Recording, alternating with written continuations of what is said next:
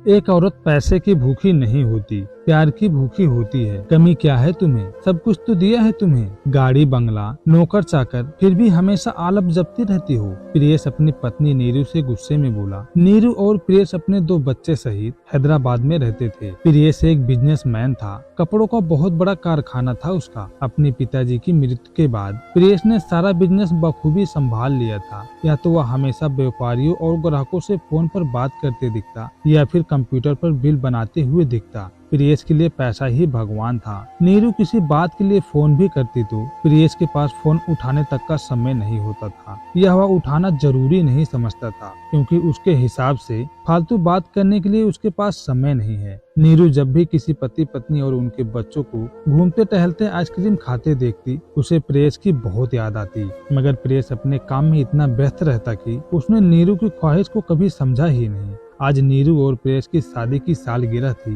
नीरू ने प्रियेश से बाहर खाना खाने चलने की जिद की। प्रियेश बोला ठीक है, मैं ठीक रात के 10 बजे रेस्टोरेंट पहुंच जाऊंगा। नीरू सुनकर बहुत खुश हुई। वह 10 बजे बच्चों सहित रेस्टोरेंट पहुंच गई। 10:15, 10:30, अब 11 बज चुके थे, मगर प्रियेश अब तक नहीं आया था। करीबन 11:15 बजे प्रियेश आया और बोला, ओ सॉरी यार। नीरू का अब तक का पूरा चेहरा उतर चुका था, मगर वह रेस्टोरेंट में कुछ तमाशा नहीं चाहती थी। नीरू की भूख अब तक मर चुकी थी, बच्चों को वह पहले ही खिला चुकी थी। नीरू घर आकर प्रियेश से बोली, हमेशा से आपका यही नाटक है, आपको बीवी बच्चों के लिए समय ही नहीं है। प्रियेश बोला, फिर से मत शुरू हो जाना प्लीज, मैंने तुम्हें सब कुछ दिया है, पैसों की कोई कमी नहीं है तुम्हें। पैसों से पेट नहीं भरता प्रियेश, इंसान को जीने के लिए प्यार और समय चाहिए। तुम एक ठेले वाले के पास भी अगर मुझे पानी पूरी खिलाओगे तो भी चलेगा। जानते हो क्यों? क्योंकि उसमें तुम्हारे प्यार की मिलावट होगी, बजाय उसके कि तुम मुझे कोई भारी रेस्टोरेंट ले जाओ। औरत पैसों की भूखी नहीं होती,